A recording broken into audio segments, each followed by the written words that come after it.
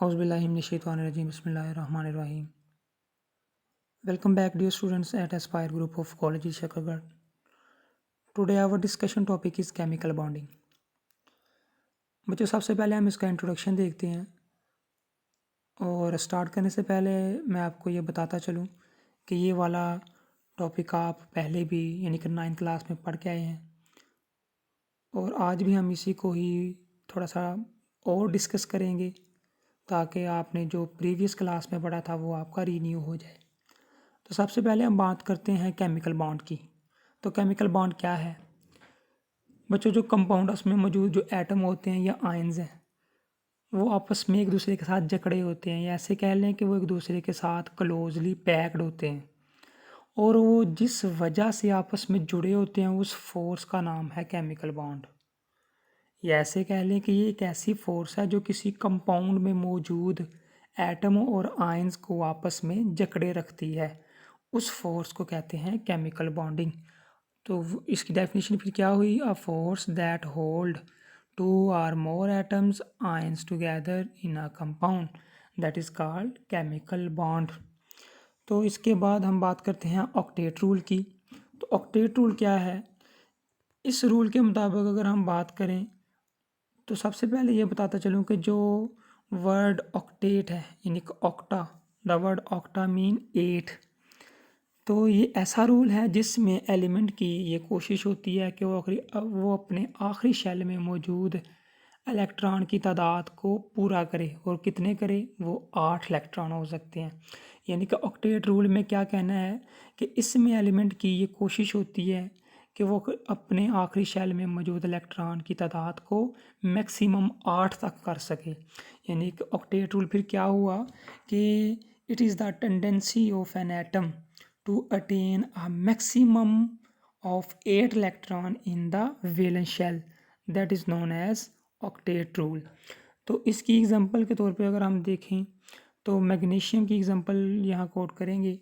तो मैग्नीशियम देखें, इसका एटॉमिक नंबर 12 है। इसकी कन्फिग्रेशन करें 1s2 2s2 2p6 है और 3s2 है। अब इसके वैलेंस शेल में ये देखो 8 इलेक्ट्रॉन पूरे हैं। अब इसके पास जो 2 इलेक्ट्रॉन है ये एक्स्ट्रा हैं और अब जब ये 2 इलेक्ट्रॉन किसी को दे देगा, किसी दूसरे एलिमेंट को दे देगा, तो ये Mg से Mg+2 में कन्वर्ट हो जाएगी।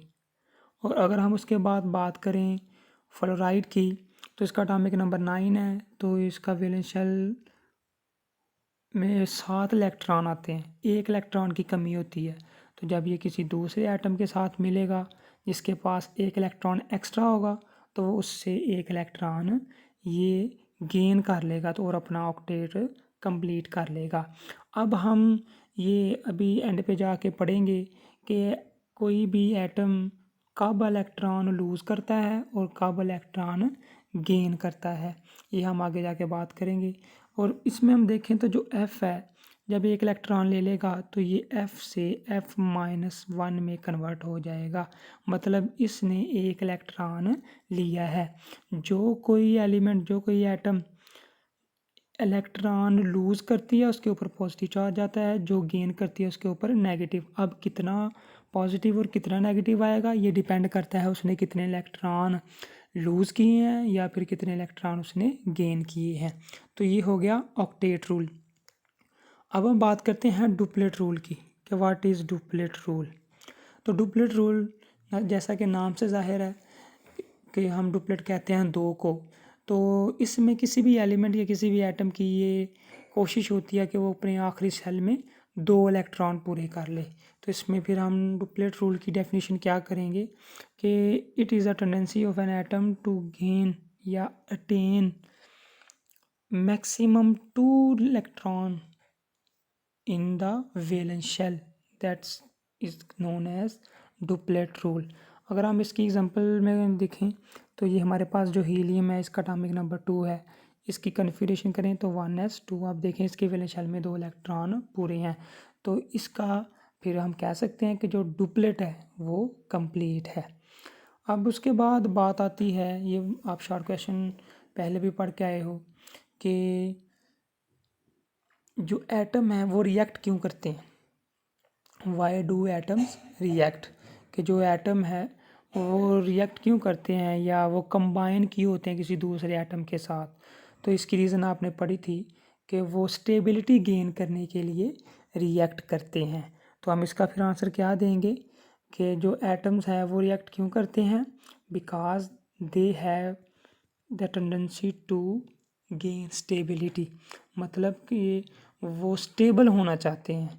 तो स्टेबल कब होंगे, जब वो इलेक्ट्रॉन देंगे या जब वो इलेक्ट्रॉन लेंगे। और तीसरी इसकी जो कोशिश होगी वो क्या करेगी, इलेक्ट्रॉन को शेयर कर लेंगे। मतलब 3 तरीक़ों से एटम स्टेबल हो सकता है या एटम स्टेबिलिटी गेन कर सकता है। उसमें पहला काम क्या करेंगे कि वो इलेक्ट्रॉन लूज़ कर सकते हैं, दूसरा काम क्या करेंगे वो गेन कर सकते हैं या फिर इलेक्ट्रॉन को शेयर कर सकते हैं। तो अब इलेक्ट्रॉन गेन कब करेंगे, लूज़ कब करेंगे, हम ये नेक्स्ट वाले टॉपिक में जो इनर्जेटिक्स ऑफ बॉन्ड फार्मेशन है उसमें हम इसकी भी बात करेंगे। इसमें सिर्फ आपने ऑक्टेट रूल, डुप्लेट रूल और उसके बाद व्हाई डू एटम्स रिएक्ट, ये आपने अच्छी तरह से देख लेना है। और उसके बाद अगर हम बात करें नोबल गैसेस की, जिस तरह फ्लोरीन है, क्लोरीन है, ब्रोमीन और ये जो हीलियम, नियॉन, आर्गन और क्रिप्टॉन है, अगर इसकी बात करें तो बच्चों ये बहुत ज़्यादा स्टेबल होते हैं। इसने किसी दूसरे एटम या एलिमेंट के साथ किसी किस्म का कोई रिएक्शन शो नहीं करना, या ऐसे कह लें उसने किसी दूसरे एटम के साथ कोई बॉन्ड नहीं बनाना। क्यों बॉन्ड नहीं बनाना, क्योंकि इसका जो डुप्लेट है और या जो इसका ऑक्टेट है वो ऑलरेडी कंप्लीट होते हैं।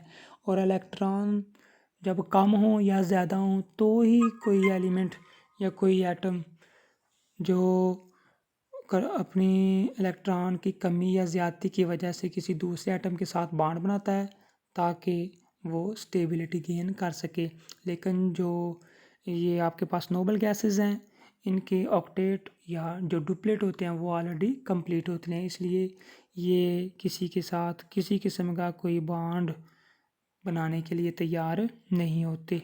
इसके डुप्लेट भी कंप्लीट हैं और इसके ऑक्टेट भी कंप्लीट हैं। These are already more stable. तो हम कह सकते हैं कि जो नोबल गैसेस हैं आर ऑलवेज स्टेबल। अगर हम इसमें एग्जांपल देखें तो नियॉन की है, इसका एटॉमिक नंबर 10 है, तो कन्फिगरेशन देखें 1s2 है, 2s2 है और उसके बाद 2p6 है। इसके वैलेंस शेल में 8 इलेक्ट्रॉन पूरे हैं। इलेक्ट्रॉन पूरे हैं तो इसका मतलब क्या है कि उसने किसी से बॉन्ड नहीं बनाना, ना उसने इलेक्ट्रॉन लेने हैं और ना ही इलेक्ट्रॉन इसके देने हैं। तो इसके अलावा एक आखिर पे बात और करते हैं कि ये जो ऑक्टेट रूल है ना, ये तमाम कंपाउंड्स के लिए ज़रूरी नहीं है कि वो इस ऑक्टेट रूल को ओबे करे। अगर हम बात करें PCl5 की, जिसको फास्फोरस पेंटाक्लोराइड कहते हैं, या SF6 की, जिसको सल्फ़र हेक्सा फ्लोराइड कहते हैं, अगर हम इन कंपाउंड्स की बात करें तो ये ऑक्टेट रूल को फॉलो नहीं करते। तो हम कह सकते हैं in these compound octet rule is not universal, यानी कि इसमें या इन कंपाउंड्स की फार्मेशन में जो ऑक्टेट रूल है वो ओबे नहीं होता, बल्कि वो डिपेंड करते हैं रिएक्शंस की कंडीशंस के ऊपर। फॉर एग्जांपल अगर हम सोडियम हाइड्राइड की बात करें तो इसमें जो H है वो इलेक्ट्रॉन एक्सेप्ट करेगा फ्रॉम सोडियम से। तो HF की बात कर लें, उसमें जो हाइड्रोजन है वो डोनेट करेगा इलेक्ट्रॉन टू द फ्लोराइड को। और ये थी बात एंड पे जो करना चाह रहा था कि जो ऑक्टेट रूल है वो यूनिवर्सल नहीं है, मतलब कि वो ऑल कंपाउंड्स के लिए सेटिस्फाई नहीं है, या ऐसे कह लें कि कुछ कंपाउंड ऐसे मौजूद हैं जिसकी फार्मेशन में जो ऑक्टेट रूल है वो ओबे नहीं होता। तो ये तो इसका इंट्रोडक्शन हो गया। अब हम इसकी बात करते हैं एनर्जेटिक्स ऑफ बॉन्ड फार्मेशन की। अगर हम एनर्जेटिक्स ऑफ बॉन्ड फार्मेशन में देखें तो सबसे पहले हम इसका एक पॉइंट डिस्कस करते हैं कि जो केमिकल बॉन्ड की थ्योरी है, अगर उस थ्योरी के मुताबिक देखें तो जब बॉन्ड फार्मेशन होती है तो जो इस सिस्टम की एनर्जी है वो डिक्रीज़ होती है। यानी कि जब बॉन्ड बन जाता है तो एनर्जी रिलीज होती है, तो एनर्जी ऑफ सिस्टम डिक्रीज हो जाती है। तो अगर हम यहाँ बात करते हैं बाद में थोड़ी सी हाइड्रोजन मॉलिक्यूल की, उससे पहले अट्रैक्टिव फोर्सेस और रिपल्सिव फोर्सेस की बात कर लेते हैं कि ये कैसे डेवलपमेंट होती हैं, इसकी डेवलपमेंट कैसे होती है। तो अगर हम बात करें अट्रैक्टिव फोर्सेस की, इससे पहले मैं आपको एक डायग्राम बना के समझाने की कोशिश करूँगा। फ़र्ज़ करें आपके पास ये एक एटम हाइड्रोजन का है और एक एटम ये आपके पास हाइड्रोजन का है।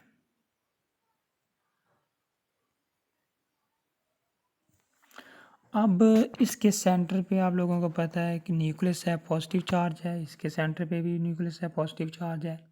अब इसकी गिर्द वैलेंस इलेक्ट्रॉन है जो इसमें रिवॉल्व कर रहे हैं। अब जब ये दोनों एटम हाइड्रोजन के एक दूसरे के पास आने की कोशिश करेंगे तो यहाँ दो तरह की फोर्सेस प्रोड्यूस होंगी, अट्रैक्टिव फोर्सेस भी और रिपल्सिव फोर्सेस भी। अट्रैक्टिव फोर्सेस का मतलब क्या है, वो दो फोर्सेस जो इसको दोनों को आपस में एक दूसरे की तरफ खींचेगी। और रिपल्सिव फोर्सेस का मतलब क्या है, जो एक दूसरे को दफ़ा की फोर्स लगाएंगे, या ऐसे कह लें दो एक दूसरे के पास आने से रेजिस्ट करेंगे। अब अट्रैक्टिव फोर्सेस किस वजह से होगी बच्चों, आप देख रहे हैं कि एक हाइड्रोजन एटम के वैलेंस शेल में इलेक्ट्रॉन भी हैं और साथ इसके न्यूक्लियस में क्या मौजूद है, पॉजिटिव चार्ज भी मौजूद है। तो पॉजिटिव चार्ज और दूसरे हाइड्रोजन का पॉजिटिव चार्ज एक दूसरे को ये तो रिपेल करेंगे, लेकिन आप लोगों को ये भी पता है कि हाइड्रोजन के वैलेंस शेल में भी इलेक्ट्रॉन है और दूसरे हाइड्रोजन के न्यूक्लियस में पॉजिटिव चार्ज और इलेक्ट्रॉन के ऊपर नेगेटिव चार्ज। अब दोनों ऑपोजिट चार्ज हैं, इसकी वजह से वो एक दूसरे को अपनी तरफ अट्रैक्ट करेंगे, लेकिन दोनों के वैलेंस शेल में इलेक्ट्रॉन होने की वजह से वो सेम चार्जेस एक दूसरे को रिपेल करेंगे। मतलब सेम चार्जेस की वजह से वो एक दूसरे को रिपेल कर रहे हैं और ऑपोजिट चार्ज की वजह से वो एक दूसरे को अट्रैक्ट कर रहे हैं। तो हम कह सकते हैं कि जब दो एटम आपस में एक दूसरे के करीब आने की कोशिश करते हैं तो उसके ऊपर दो तरह की फोर्सेस अप्लाई होती हैं, यानी कि वहाँ अट्रैक्टिव फोर्स भी प्रोड्यूस होती है और रिपल्सिव फोर्सेस भी प्रोड्यूस होती है। अट्रैक्टिव फोर्सेस ऑपोजिट चार्ज की वजह से और रिपल्सिव फोर्सेस सेम चार्जेस की वजह से। अब ये जो एटम है वो एक दूसरे के पास कब आएंगे, या ऐसे कह लें कि वो बॉन्ड कब बनाएंगे, जब दोनों एक दूसरे के पास आएंगे। और कब दोनों एक दूसरे के पास आएंगे, जब अट्रैक्टिव फोर्सेस डोमिनेंट आ जाएंगी रिपल्सिव फोर्सेस के ऊपर।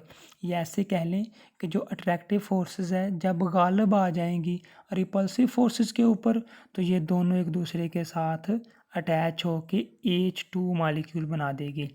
और अगर रिपल्सिव फोर्सेस हैवी कह लें या रिपल्सिव फोर्सेस जो डोमिनेंट आ जाएं अट्रैक्टिव फोर्सेस के ऊपर, या ऐसे कह लें रिपल्सिव फोर्सेस जब गालिब आ जाएंगी अट्रैक्टिव फोर्सेस के ऊपर, तो वो जो दो हाइड्रोजन के मॉलिक्यूल दो हाइड्रोजन के एटम जो एक दूसरे के पास आने की कोशिश कर रहे थे, अब वो एक दूसरे को रिपेल करेंगे, क्योंकि जो रिपल्सिव फोर्सेस है वो अब डोमिनेंट आ गई हैं किसके ऊपर, अट्रैक्टिव फोर्सेस के ऊपर।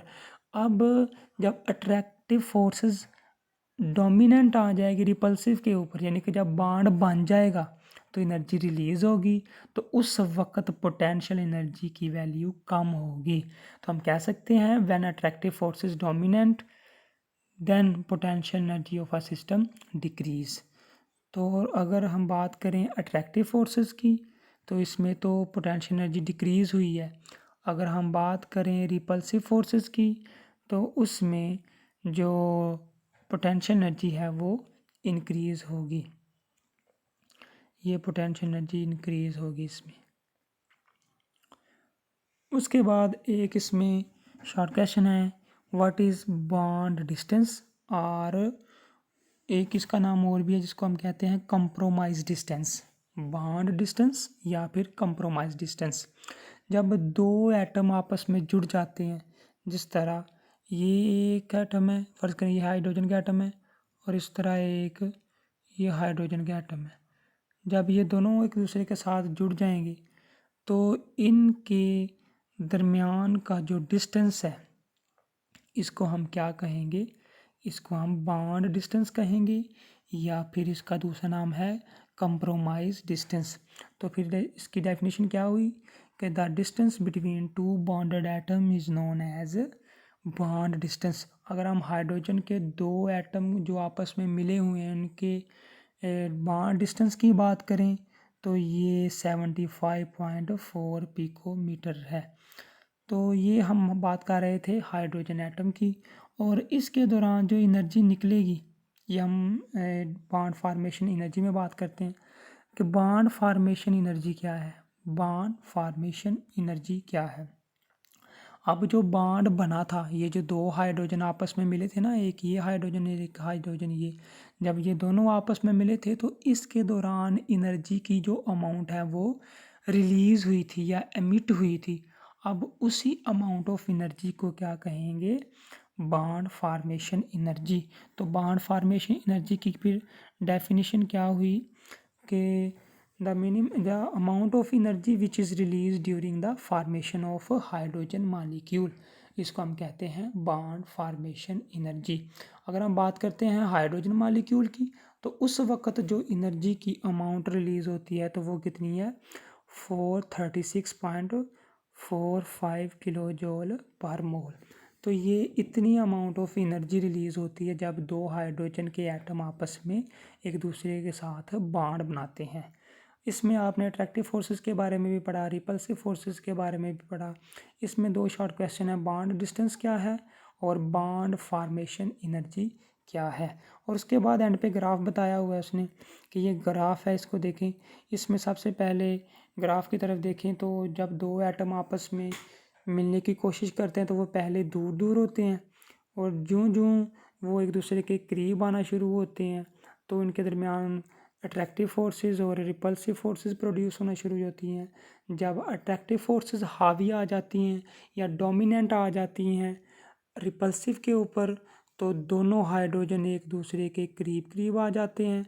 अगर रिपल्सिव फोर्सेस डोमिनेंट आ जाती है अट्रैक्टिव फोर्सेस के ऊपर तो दोनों हाइड्रोजन एक दूसरे से दूर दूर हो जाते हैं ड्यू टू सेम चार्जेस की वजह से या दोनों के ऊपर नेगेटिव चार्ज की वजह से। तो ये था हमारा आज का topic. I really wish you people get something from here and thank you for this time.